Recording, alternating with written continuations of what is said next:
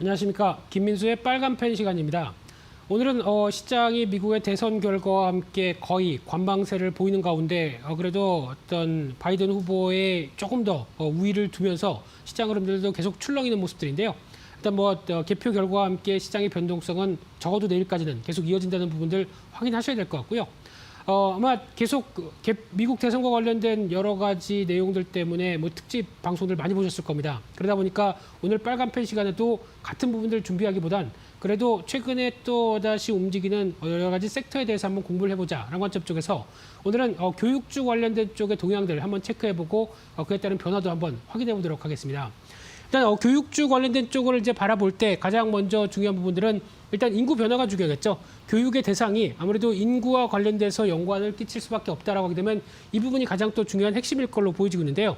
근데 다 아시다시피 저희 결혼하는 그래서 결혼을 맺는 쌍들도 많이 좀 줄어들고 있고 게다가 또 인구도 출생률을 보게 되면 계속 떨어지는 추세죠. 이젠 인구가 거의 출생률이 0점 몇 대로 떨어지다 보니까 아무래도 인구와 관련된 쪽의 어떤 부담감들은 상당히 커질 수밖에 없겠다라는 관점들인데 한 10년 전과 비교해 보겠습니다. 2008년과 한 2018년도 흐름을 본다고 하더라도 특히 2008년도 같은 경우에 연령별 흐름을 보게 되면 그래도 가장 많이 나왔었던 한 10대에서 20대 사이의 숫자보다는 지금 오히려 완연하게 2018년도 가게 되면 위쪽으로 좀 더 이동이 된 상황이죠. 그만큼 아이를 안 낳다 보니까 그에 따라서 어떤 젊은 세대들은 줄어들고 있고 오히려 중장년층이 더 늘어나고 있다는 쪽이 벌써 10년 만에도 나오고 있는 수치인데 앞으로 그럼 10년은 더 어떨까요? 더 안 좋아지겠죠. 이런 쪽에 대한 부담감들은 뚜렷이 있다는 관점 쪽에서 교육주의 입장 쪽으로 보게 되면은 어떻게 보면 매출을 일으킬 대상 자체가 점점 줄어들고 있다는 관점 쪽으로 보게 되면은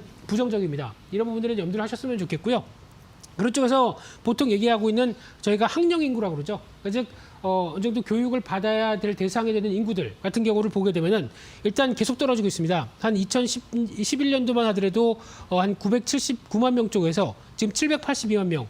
이 부분이 저희가 주식을 하는 부분 빼고도 좀 더 또 관심 있게 봐야 될 부분들이 아무래도 대한민국의 미래가 어둡다라는 쪽이 여기서도 나오고 있죠. 벌써 한 10년 됐는데 지금 수치만 본다고 하더라도 거의 200만 명이 줄어들었습니다. 그만큼 아무래도 학령 인구가 줄어든다는 관점 쪽에서도 부담감이 큰데 일단 교육주 입장 쪽에서는 여러 가지 환경들은 썩 좋지 못하다라는 부분들이 가장 중요하게 바라봐야 될 상황들이고요.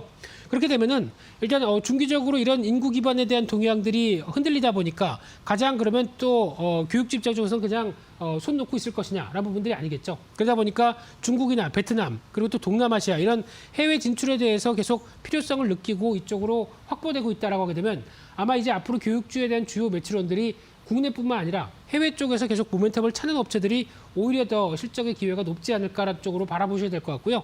그렇게 되면은 또 단기적으로는 그래도 자녀당 교육비 즉 아이들이 줄어들다 보니까 과거에는 셋 이상 가구에 아이들이 있었는데 이제 한 명 정도로밖에 한 명으로 줄었다라고 하게 되면 오히려 한 자녀당 교육비는 늘어날 수밖에 없겠죠. 그런 쪽에서 부분을 보게 되면은 단기적으로는 그래도 교육주가 크게 꺾일 여건은 아니다라는 쪽에 무게를 두고 있는데 게다가 또 사교육 연령제도 하향되기 시작하죠. 저도 보다 보면은 이제 예전과 다르게 이제 유치원생들도 거의 독서 교육도 하고 있는 상황들입니다. 그러다 보니까 아빠들은 울죠. 네, 그런데 일단 연령대는 하향화되다 보니까 이런 어떤 여러 가지 금액들은 여전히 유지를 하고 있다는 관점 쪽에서 단기적 모멘텀은 나쁘지 않다고 볼 수 있는 상황들인데요. 그렇게 되면 이제 글로벌 전반적으로 봤었을 때도 서비스 시장은 계속 커지고 있다는 쪽은 확인이 되고 있죠. 그만큼 교육열에 대한 분위기는 계속 유지가 되고 있다라고 봐야 될 것 같고요.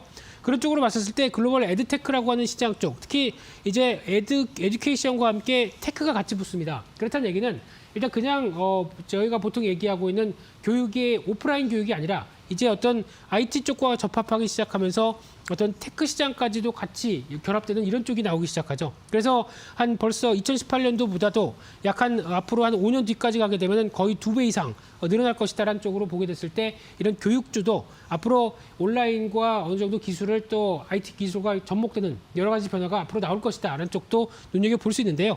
그러다 보니까 이제 글로벌 교육 시장도 처음에는 이제 온라인 공개 수업이라고 하는 그래서 온라인으로 비대면 쪽으로 이어지는 부분들이 오히려 이번에 코로나19를 통해서 좀 더 가속화되기 시작하죠. 그래서 이 온라인 쪽과 함께 오프라인도 같이 이어지는 이제 심층 학습. 그러니까 즉 온라인으로 기반을 만들어 놓고 좀 더 부족한 부분들을 오프라인으로 채우자. 근데 주된 부분들은 온라인이겠죠. 이쪽으로 바뀌면서 마지막으로는 이제 에드테크라고 하는 뭐 AI나 VR 이런 쪽으로 같이 결합되면서 나오는 추이까지도 앞으로 기대할 수 있겠다는 쪽도 가장 중요하게 보셔야 될 부분들이고요.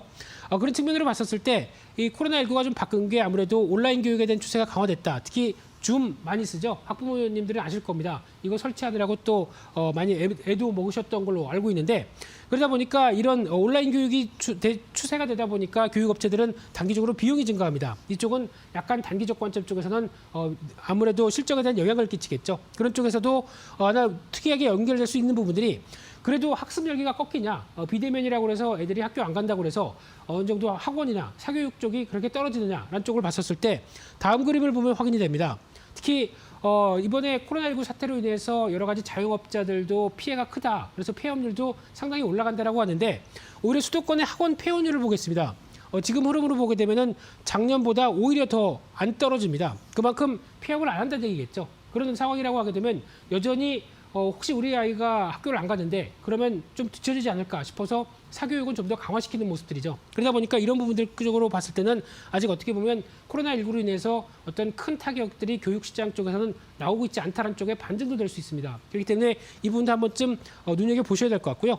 그러다 보니까 전반적인 교육주에 관련된 동향들은 일단 전반적인 흐름으로 봤을 때 실적 흐름들을 보게 되면 별로 다 안 좋습니다. 왜냐하면 어떤 기반들이 상반기 쪽에 아무래도 온라인 쪽으로 빠르게 바뀐다는 관점 쪽에서 그쪽에 더 투자를 많이 하죠. 그런 관점으로 보게 되면 전반적인 실적 흐름들이 올해는 안 좋을 것이다. 근데 내년은 일단 또 뚜껑을 열어봐야 되겠죠. 그런 관점 쪽에서 일단 주가 수준을 보게 되면은 전반적으로 흐름 웅진 C급익 같은 경우는 좀 예외죠. 아무래도 웅진 그룹과의 변화가 좀 있었던 부분들 제외를 하고는 아무래도 그게 많이 비싸지는 않다는 관점들 꾸준하게 그래도 실적 흐름들을 보였다는 쪽에서 무게를 두고 있는데 또 하나 눈에 띄는 게 배당 수익률이죠. 한 3%에서 많게는 정상이 JLS 7%대 가까이 CMS 에듀도 이런 쪽으로 보여준다라고 하게 되면 특히 CMS 에듀 같은 경우는 실적도 좋아지고 거기다가 배당도 충분하다 보니까 주가가 상대적으로 선방을 하죠. 이런 현상들이 나오고 있다는 관점 쪽에서 보여지고 있는데 아직까지 시장에서 바라보는 시각들은 일단 많이 싸졌긴 하지만은 이제 상반기에 이어졌던 어떤 비용 부담들이 하반기와 내년까지 계속 이어질 것인가에 대한 부분들은 좀 체크를 하자라는 관점 쪽이다 보니까 적극적이지 못하다라고 봐야 될 것 같고요.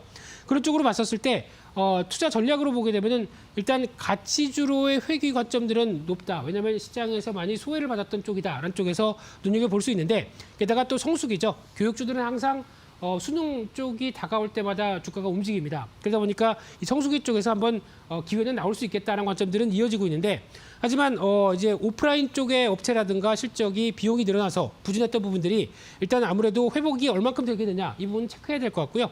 게다가 실적이 영향을 받는다라고 되면 기존의 고배당 측면들이 영향을 받을 수밖에 없겠죠. 이 점도 한번 확인해야 될 것 같고요.